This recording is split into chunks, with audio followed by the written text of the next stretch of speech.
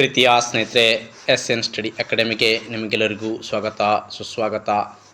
ಪ್ರೀತಿಯ ಸ್ನೇಹಿತರೆ, ಕರ್ನಾಟಕ ರಾಜ್ಯದಲ್ಲಿ ಪೊಲೀಸ್ ಇಲಾಖೆಯಿಂದ ನೇಮಕಾತಿ ಅರ್ಜೆಂಟಾಗಿ ನೇಮಕಾತಿ ಅಂತ ಇಲ್ಲೊಂದು ಫ್ಯಾಕ್ಸ್ ಬಂದಿದೆ ಸ್ನೇಹಿತರೆ. ಈ ಫ್ಯಾಕ್ಸಲ್ಲಿ ನೋಡ್ಬೋದು ನೀವು. ಡೈರೆಕ್ಟ್ ಜನರಲ್ ಮತ್ತು ಇನ್ಸ್ಪೆಕ್ಟರ್ ಜನರಲ್ ಆಫ್ ಪೊಲೀಸ್ ಕಚೇರಿ ಬೆಂಗಳೂರು ಕರ್ನಾಟಕ ರಾಜ್ಯದಲ್ಲಿ ಅಂತ ಹೇಳ್ಬೋದು. ಇಲ್ಲಿ ನೇಮಕಾತಿ ಅರ್ಜೆಂಟ್ ಅಂತ ಹೇಳಿದರೆ ಸ್ನೇಹಿತರೆ, ಈಗ ರೋಸ್ಟರ್ ಬಿಂದು ರೆಡಿಗೊಂಡಿದೆ. 400ರ ಒಂದು ರೋಸ್ಟರ್ ಬಿಂದು ಸಹ ಕರ್ನಾಟಕ ರಾಜ್ಯದಲ್ಲಿ ಜಾರಿಗೆ ಬಂದಿದೆ. ಅಂದರೆ ಒಳ ಮೀಸಲಾತಿ ಜಾರಿಗೆ ಆದ ನಂತರ ಈ DPR ಅಂತಂತೀವಿ ರೋಸ್ಟರ್ ಬಿಂದು. ಈ ರೋಸ್ಟರ್ ಬಿಂದು 400ರಲ್ಲಿ ರೆಡಿಯಾಗಿ ಆಗಿದೆ ಸ್ನೇಹಿತರೆ. ಈಗ ರೆಡಿಯಾದ ತಕ್ಷಣ ಅರ್ಜೆಂಟಾಗಿ ನೇಮಕಾತಿ ಯಾವ ರೀತಿ ನಡೀತಪ್ಪ ಅಂದರೆ ನೀವು ನೋಡ್ಬೋದು. ಕರ್ನಾಟಕ ರಾಜ್ಯದಲ್ಲಿ ಪೊಲೀಸ್ ಮಹಾನಿರ್ದೇಶಕ CID ಮತ್ತು ಆಂತರಿಕ ಭದ್ರತಾ ವಿಭಾಗ ಬೆಂಗಳೂರು ಮತ್ತು ಹೆಚ್ಚುವರಿ ಪೊಲೀಸ್ ಮಹಾನಿರ್ದೇಶಕರು KSRP ಬೆಂಗಳೂರು ಮತ್ತು ಎಲ್ಲ ನಗರ ಪೊಲೀಸ್ ಆಯುಕ್ತರುಗಳಿಗೆ ಮತ್ತು ಎಲ್ಲ ಜಿಲ್ಲಾ ಪೊಲೀಸ್ ಅಧೀಕ್ಷಕರಿಗೆ ಮತ್ತು ಅದೇ ರೀತಿ ನೇಮಕಾತಿ ಸೇರಿದಂತೆ ಇದು ಮಾಡಬಹುದು. ವಿಷಯ: ಕರ್ನಾಟಕ ರಾಜ್ಯ ಪೊಲೀಸ್ ಇಲಾಖೆಯ ನೇರ ನೇಮಕಾತಿ ಹುದ್ದೆಗಳ ಭರ್ತಿ ಮಾಡಲು ಕುರಿತು ಸರ್ಕಾರದ ಆದೇಶ ಸಂಖ್ಯೆ ನೋಡಿ. ಸರ್ಕಾರದ ಆದೇಶ ಸಂಖ್ಯೆ ಇದೆ ಇಲ್ಲಿ 01 ಮತ್ತು 2026 ದಿನಾಂಕ ಅಂತ ಹೇಳಿದ್ದಾರೆ ಸ್ನೇಹಿತರೆ. ಅದಕ್ಕಾಗಿ ನೀವು ಯಾವ ರೀತಿ ನಿಮ್ಮ ಒಂದು ಸ್ಟಡಿ ಇರಬೇಕು, ಅದಕ್ಕಾಗಿ ನೀವು ಯಾವ ರೀತಿ ನಿಮ್ಮ ಪ್ಲ್ಯಾನಿಂಗ್ ಇರಬೇಕು ಮತ್ತು ಅದೇ ರೀತಿ ದಿನನಿತ್ಯ ಯಾವ್ಯಾವ ಸಬ್ಜೆಕ್ಟ್ಗಳು ಓದಬೇಕಂತ ನೀವು ಈಗಿನಿಂದೇ ರೆಡಿ ಮಾಡ್ಕೊಳ್ಬೇಕು. ಯಾಕಂದರೆ ಹಿಂದಾಗಿದ್ದು ನೀವು ಚಿಂತೆ ಮಾಡಿದ್ರೂ ಸಹ ಬರೋದಿಲ್ಲ. ಅದಕ್ಕಾಗಿ ಏನೇ ಹಿಂದಾಗಿದ್ದು ಸಹ ಅದನ್ನು ನೆನಪಿನಲ್ಲಿಟ್ಕೊಳ್ಳಬೇಡಿ. ಯಾಕಪ್ಪ ಅಂದರೆ ನಿಮ್ಮ ಮುಂದಿನ ಆಲೋಚನೆ ಬಗ್ಗೆ ಗುರಿ ಇರಬೇಕು. ಯಾವುದೇ ಗುರಿ ಸ್ಪಷ್ಟ ಗುರಿಯಾಗಿ ಆ ಸ್ಪಷ್ಟ ಗುರಿ ಮುಟ್ಟುವ ಒಂದು ಆಲೋಚನೆ ನಿಮ್ಮದಾಗಿರಬೇಕು. ಇವತ್ತಿನ ದಿನ ಕಳೆದೋಯ್ತಂದರೆ ಅದು ತಿರುಗಿ ಬರುವುದಿಲ್ಲ. ಅದಕ್ಕಾಗಿ ನೀವು ನಿಮ್ಮ ಸ್ಪಷ್ಟ ಗುರಿಯೊಳಗೆ ನೀವು ಮುಂದುವರಿಬೇಕು. ಯಾಕಂದರೆ ಕರ್ನಾಟಕ ರಾಜ್ಯದಲ್ಲಿ 2 ವರ್ಷ ಮತ್ತು 3 ವರ್ಷ ಆಯಿತು ಇವತ್ತು ಸರ್ಕಾರ ಬಂದು, ಆದರೂ ಸಹ ಯಾವುದೇ ನೇಮಕಾತಿಗೊಂಡಿಲ್ಲ. ಅದಕ್ಕಾಗಿ ಯಾವುದೋ ಒಂದು ಕುಂಟನೆ ಬೆಳ್ಕೊಂಡು ಇವತ್ತು ಸರ್ಕಾರಗಳು ಸಹ ನೇಮಕ ಮಾಡಿಲ್ಲ. ಆದರೆ ಎಲ್ಲವನ್ನು ಜಾರಿಗೆ ಬಂದಿದೆ ಸ್ನೇಹಿತರೆ. ಅದಕ್ಕಾಗಿ ಇವತ್ತು ನೀವು ಸ್ಟಡಿ ಕಡೆ ನಿಮ್ಮ ಗಮನ ಇರಬೇಕು. ಮೇಲ್ಕಂಡ ವಿಷಯಕ್ಕೆ ಸಂಬಂಧಿಸಿದಂತೆ ಕಚೇರಿ ಉಲ್ಲೇಖನಾಕರ ಪತ್ರವನ್ನು ಗಮನಿಸಲು ಕೋರಲಾಗಿದೆ. ಸದರಿ ಪತ್ರದೊಂದಿಗೆ ಸರ್ಕಾರದ ಉಲ್ಲೇಖ ಆದೇಶ ಲಗತ್ತಿಸಿ ಕಳುಹಿಸಿದ ಸದರಿ ಆದೇಶದಲ್ಲಿ ನೇರ ನೇಮಕಾತಿ ಸಂಬಂಧಿಸಿದೆ ಸರ್ಕಾರ ನೀಡಿರುವ ನಿರ್ದೇಶನಗಳ ಅನುಸಾರ ಈ ಕೆಳಕಂಡ ಹುದ್ದೆಗಳಿಗೆ ಸಂಬಂಧಿಸಿದೆ ವರ್ಗೀಕರಣ ವಿವರವನ್ನು ಸಹ ನೇಮಕಾತಿ ವಿಭಾಗ ಕಳುಹಿಸುವಂತೆ ಕೋರಲಾಗಿದೆ. ಅದರಂತೆ ತಮ್ಮ ಘಟಕಗಳಿಂದ ವರ್ಗೀಕರಣ ವಿವರವನ್ನು ಸಹ ವರ್ಗೀಕರಣ ಅಂದರೆ ಸ್ನೇಹಿತರೆ, ಈಗ 400 ಬಿಂದು ರೋಸ್ಟರ್ ಬಿಂದು ರೆಡಿಯಾಗಿದೆಯಲ್ಲ, ಆ ರೋಸ್ಟರ್ ಬಿಂದು ನಿಮ್ಮ ಪ್ರಕಾರ ಹುದ್ದೆಗಳ ವರ್ಗೀಕರಣ ನಡೀತದ. ಅಂದರೆ ಈಗ ನೋಡಿ, ಹುದ್ದೆಗಳ ವರ್ಗೀಕರಣ ಯಾವ ರೀತಿ ನಡೀತದ. 2A ಪರಿಶಿಷ್ಟ ಜಾತಿ ಪರಿಶಿಷ್ಟ ಪಂಗಡ, ಅದರಲ್ಲಿ ಮೂರು ಅಂದರೆ ABC ಅಂತ ಬರ್ತವೆ. ಅದರ ಪ್ರಕಾರವಾಗಿ ವರ್ಗೀಕರಣ ಆಗ್ತದೆ. ಎಲ್ಲ ವರ್ಗೀಕರಣ ಆದ ನಂತರ ನಿಮಗೆ ಸ್ಪಷ್ಟವಾದ ಒಂದು ಮಾಹಿತಿ ಅರ್ಜಿ ಸಲ್ಲಿಸಲು ನಿಮಗೆ ದಿನಾಂಕ ಕೊಟ್ಟಿರ್ತಾರೆ ಮತ್ತು ಅರ್ಜಿಯ ಕೊನೆಯ ದಿನಾಂಕ ಸಹ ಕೊಟ್ಟಿರ್ತಾರೆ. ಯಾವ ಹುದ್ದೆಗಳು ಕರೀತಾರೆ ಅಂತ ಇಲ್ಲಿ ಕೊಟ್ಟಿದ್ದಾರೆ ನೋಡಿ. DSI ಅಂತ ಕೊಟ್ಟಿದ್ದಾರೆ. ಇಲ್ಲಿ ಕಲ್ಯಾಣ ಕರ್ನಾಟಕದಲ್ಲಿ 5, ಕಲ್ಯಾಣ ಕರ್ನಾಟಕದಲ್ಲಿ 5 ಮತ್ತು ಇತರೆ ಕಲ್ಯಾಣ ಕರ್ನಾಟಕದಲ್ಲಿ non-HKಯಲ್ಲಿ 15 ಹುದ್ದೆಗಳ ಒಟ್ಟಾರೆಯಾಗಿ 20 ಹುದ್ದೆಗಳ ನೇಮಕಾತಿ ನಡೆಯಲಿದೆ. ಮತ್ತು ಅದೇ ರೀತಿ ಸಶಸ್ತ್ರ ಪೊಲೀಸ್ ಕಾನ್ಸ್ಟೇಬಲ್ APC ಅಂತ ಕಲ್ಯಾಣ ಕರ್ನಾಟಕದಲ್ಲಿ 275 ಹುದ್ದೆಗಳ ಒಂದು ನೇಮಕಾತಿ ನಡೆಯಲಿದೆ. ಅದೇ ರೀತಿ ಕರ್ನಾಟಕ ಅಂದರೆ non-HK ಅಂದರೆ ಕಲ್ಯಾಣ ಕರ್ನಾಟಕೇತರ ಅಂದರೆ 1375 ಹುದ್ದೆಗಳ ಒಂದು ನೇರ ನೇಮಕಾತಿ, ಒಟ್ಟಾರೆಯಾಗಿ 1650 ಹುದ್ದೆಗಳ ನೇಮಕಾತಿ ನಡೆಯಲಿದೆ. ನಾಗರಿಕ ಪೊಲೀಸ್ ಕಾನ್ಸ್ಟೇಬಲ್ ಸಿವಿಲ್ ಈ ಹುದ್ದೆಗಳ ಒಂದು ನೇಮಕಾತಿ ಸಹ ನಡೆಯಲಿದೆ. ಕಲ್ಯಾಣ ಕರ್ನಾಟಕದಲ್ಲಿ 610 ಹುದ್ದೆಗಳ ಒಂದು ಕಲ್ಯಾಣ ಕರ್ನಾಟಕಕ್ಕೆ ಸಂಬಂಧಪಟ್ಟಿದೆ. ಅದೇ ರೀತಿ ಕಲ್ಯಾಣ ಕರ್ನಾಟಕ ಅಂದರೆ 3500 ಹುದ್ದೆಗಳ ಒಂದು ನೇಮಕಾತಿ, ಬೃಹತ್ ನೇಮಕಾತಿ ಅಂತ ಹೇಳ್ಬೋದು ಸ್ನೇಹಿತರೆ. ಅದಕ್ಕಾಗಿ ನಿಮ್ಮ ಸ್ಟಡಿ ನಿರಂತರವಾಗಿರಲಿ. ಯಾವುದೇ ಒಂದು ನೆಗೆಟಿವ್ ಥಿಂಕ್ಗಳನ್ನು ಮಾಡದ ಹಾಗೆ ನಿಮ್ಮ ಸ್ಟಡಿ, ನಿಮ್ಮ ಅಧ್ಯಯನ ಯಾವ ಒಂದು ವಿಷಯದ ಮೇಲೆ ನೀವು ಫೋಕಸ್ ಮಾಡಬೇಕು. ಕರೆಂಟ್ ಅಫೇರ್ಸ್ ಆಗಿರ್ಬೋದು, ಜಿಯೋಗ್ರಫಿ ಆಗಿರ್ಬೋದು, ಇತಿಹಾಸ ಆಗಿರ್ಬೋದು, ಮತ್ತು ಅದೇ ರೀತಿ ಸೈನ್ಸ್ ಆಗಿರ್ಬೋದು ಮತ್ತು ಅರ್ಥಶಾಸ್ತ್ರ ಆಗಿರ್ಬೋದು. ಇವೆಲ್ಲ ಒಳ್ಳೊಳ್ಳೆಯ ಒಂದು ಗೌರ್ಮೆಂಟ್ ಪಠ್ಯಪುಸ್ತಕ ನೀವು 1 ರಿಂದ 3 ಬಾರಿವರೆಗೆ ನೀವು ಚೆನ್ನಾಗಿ ಓದಿದರೆ, ನಿಮ್ಮ ಗೌರ್ಮೆಂಟ್ ಬುಕ್ ಮೇಲೆ ನಿಮಗೆ ಹೇಳ್ತಾ ಇದ್ದರೆ ನೀವು ಆರಾಮಾಗಿ PC ಮತ್ತು ಪೊಲೀಸ್ ಕಾನ್ಸ್ಟೇಬಲ್ ಹುದ್ದೆಯನ್ನು ನೀವು ಕ್ಲಿಯರ್ ಮಾಡ್ಬೋದು. ಈ ಪೊಲೀಸ್ ಕಾನ್ಸ್ಟೇಬಲ್ ಹುದ್ದೆ ನೀವು ಕ್ಲಿಯರ್ ಮಾಡಬೇಕಾದ್ರೆ ಕೇವಲ ಒಂದು GK ಪತ್ರಿಕೆ ಇರ್ತದೆ. ಆ GK ಪತ್ರಿಕೆಯಲ್ಲಿ ನೀವು 75 ರಿಂದ 80ರವರೆಗೆ ನೀವು ಅಂಕ ಗಳಿಸಲೇಬೇಕು. ಯಾಕಂದರೆ ಇವತ್ತಿನ ಸ್ಪರ್ಧಾತ್ಮಕ ಯುಗದಲ್ಲಿ ಯಾವ ರೀತಿ ನಿಮಗೆ ಸ್ಪರ್ಧೆ ನೀಡುತ್ತಾರೆ ಅಭ್ಯರ್ಥಿಗಳು ನಿಮ್ಗೆ ಗೊತ್ತಿದೆ.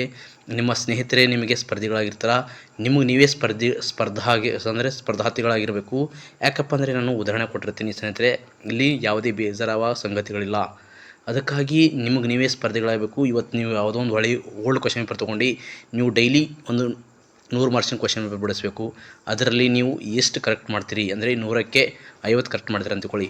1 ಮಂತ್ ಇದೇ ರೀತಿ ನೀವು ನಿಮ್ಮ ಒಂದು ಅಂದರೆ 50ರಿಂದ 60, 60ರಿಂದ 70 ಇದೇ ರೀತಿ ನಿಮ್ಮ ಅಂಕಗಳು ಹೆಚ್ಚಾಗ್ತಾ ಹೋಗ್ತಾ ಇರಬೇಕು. ಆವಾಗ ಹೆಚ್ಚಾಗ್ತಾ ಹೋದಾಗ ನಿಮ್ಮ ಒಂದು ಸ್ಕೋರ್ ಸಹ ಹೆಚ್ಚಾಗ್ತದೆ. ಅದೇ ರೀತಿ ಈಗ ಮುಂದಿನ ಒಂದು ಯಾವುದೋ ಒಂದು ಸಬ್ಜೆಕ್ಟ್ ಮತ್ತು ಸೈನ್ಸ್ ಆಗಿರ್ಬೋದು, ಸಂವಿಧಾನ ಆಗಿರ್ಬೋದು, ಈ ಥರ ನೀವು ಕ್ವೆಶ್ಚನ್ ಬಿಡ್ತಾವೆ. ಅದರಲ್ಲಿ ಕರೆಂಟ್ ಅಫೇರ್ಸ್ ಭಾಳ ಇಂಪಾರ್ಟೆಂಟು.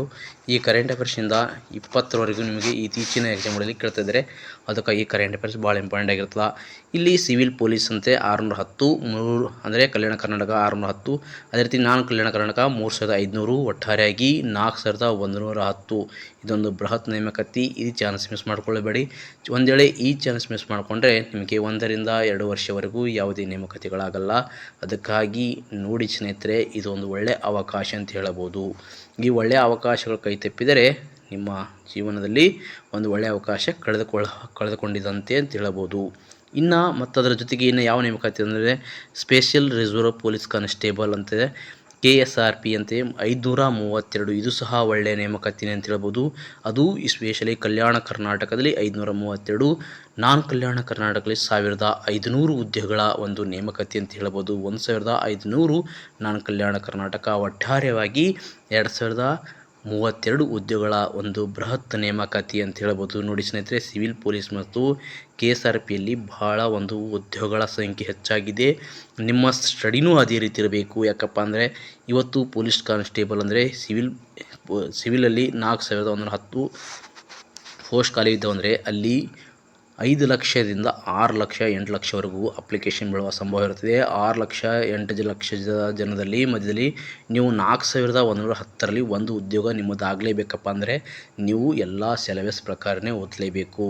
ಹಳಿ ಕ್ವೆಶ್ಚನ್ ಪೇಪರ್ ಭಾಳ ಇಂಪಾರ್ಟೆಂಟ್ ಆಗಿರುತ್ತೆ. ಹಳಿ ಕ್ವೆಶ್ಚನ್ ಪೇಪರ್ ಮಾಡಲಲ್ಲೇ ನೀವು ಓದ್ತಾ ಇರಬೇಕು. ಮಾದರಿ ಕ್ವೆಶ್ಚನ್ ಪೇಪರಲ್ಲಿ ನೀವು ಓದಲಿಕ್ಕೆ ಹೋಗಬಾರ್ದು.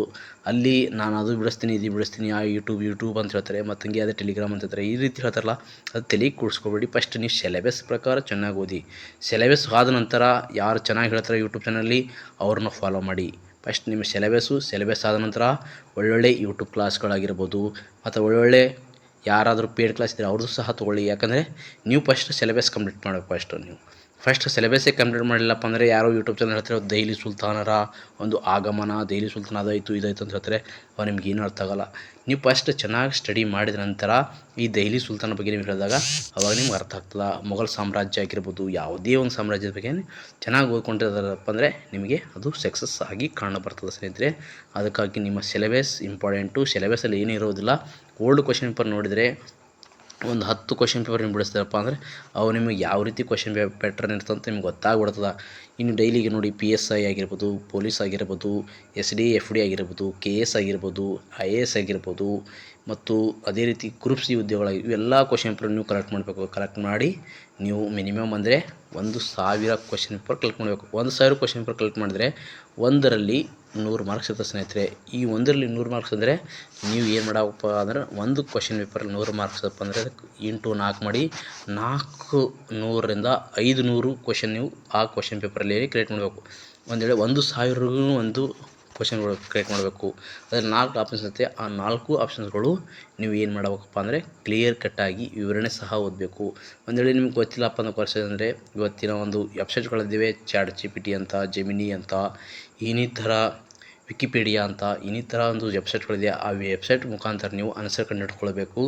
ಮತ್ತು ನಿಮ್ಗೆ ಯಾವ್ದು ಇಂಪಾರ್ಟೆಂಟ್ ಅನ್ನಿಸ್ತದೆ, ಯಾವ ಡಿಫಿಕಲ್ಟ್ ಆಗಿರುತ್ತೋ ಅದು ನೋಟ್ಸ್ ಮಾಡ್ಕೊಂಡು ಇಟ್ಟಿರಬೇಕು. ಯಾಕಂದರೆ ನಿಮ್ಮ ಎಕ್ಸಾಮ್ ಇನ್ನೂ 1 ತಿಂಗಳದಪ್ಪ ಅಂದರೆ ನೀವು ಬರೆದಂಥ ನೋಟ್ಸು ರಿವಿಷನ್ ಮಾಡಬೇಕು. ರಿವಿಷನ್ ಮಾಡಿದಾಗ ಹೆಲ್ಪ್ಫುಲ್ ಆಗಿರ್ತದೆ ಸ್ನೇಹಿತರೆ. ಯಾವುದೇ 1 ತಿಂಗಳ ಎಕ್ಸಾಮ್ ಇದ್ದಾಗ ಈಗ ಒಂದು ವೇಳೆ ಕಾಲ್ಫಾರ್ಮ್ ಆದರೆ ನಿಮಗೆ ಕೇವಲ ಸಿಗೋದು 3 ತಿಂಗಳ ಒಳಗಡೆನೇ ಅಂತ ಹೇಳ್ಬೋದು. ಯಾಕಂದರೆ ಇತ್ತೀಚಿನ ಒಂದು ಪ್ರೊಸೆಸ್ ಸ್ಪೀಡ್ ಆಗಿರ್ತದೆ. ಅದಕ್ಕಾಗಿ ನೀವು ಈಗಿನಿಂದೇ ಸ್ಟಡಿ ಮಾಡ್ತಾ ಇರಬೇಕು. ನಾ ಪೋಸ್ಟ್ ಬಿಟ್ಟಾಗ ನೋಡ್ತೀನಿ ಅಂದರೆ ನಿಮಗೆ ಸಿಗದೆ 3 ತಿಂಗಳ ಒಳಗಡೆ ಸಮಯ ಸಿಗ್ತದೆ ಸ್ನೇಹಿತರೆ. ಅದಕ್ಕಾಗಿ ನೀವು ಇವತ್ತಿನಿಂದ ಒಂದು ಟೈಮ್ ಟೇಬಲ್ ಚೆನ್ನಾಗಿ ಸ್ಟಡಿ ಮಾಡಬೇಕು. ಟೈಮ್ ಟೇಬಲ್ ಹಾಕ್ಕೊಂಡು ನೀವು ಚೆನ್ನಾಗಿ ಮಾಡಿದ್ರೆ ನೀವು 4110 ಹುದ್ದೆಗಳಲ್ಲಿ ನೀವು ಆಗಿರ್ತೀರಿ ಅಂತ ಹೇಳುತ್ತಿದ್ದೇನೆ ಸ್ನೇಹಿತರೆ. ಪೊಲೀಸ್ ಕಾನ್ಸ್ಟೇಬಲ್ KSISF ಅಂದರೆ ಇಲ್ಲಿ ಕಲ್ಯಾಣ ಕರ್ನಾಟಕದಲ್ಲಿ 364 ಹುದ್ದೆಗಳು. ಕೇವಲ ಕಲ್ಯಾಣ ಕರ್ನಾಟಕದಲ್ಲಿ ಮಾತ್ರ ಈ ಉದ್ಯೋಗಗಳಿದೆ ಸ್ನೇಹಿತರೆ. ಅದಕ್ಕಾಗಿ ನಾನು ಕಲ್ಯಾಣ ಕರ್ನಾಟಕದಲ್ಲಿ ಯಾವುದೇ ಉದ್ಯೋಗಗಳಿಲ್ಲ. ಇಲ್ಲಿ ಒಟ್ಟಾರೆಯಾಗಿ 364 ಉದ್ಯೋಗಗಳ ಅಂತ ಹೇಳ್ಬೋದು. ಇಲ್ಲಿ ಅತ್ಯುತ್ತಮವಾದ ಉದ್ಯೋಗಗಳು ಅಂದರೆ 4110 ಉದ್ಯೋಗಗಳು ಮತ್ತು 3632 ಉದ್ಯೋಗಗಳ ಒಂದು ನೇಮಕಾತಿ, 2632 ಉದ್ಯೋಗಗಳ ನೇಮಕಾತಿ, ಬೃಹತ್ ನೇಮಕಾತಿ ಇದೆ ಸ್ನೇಹಿತರೆ.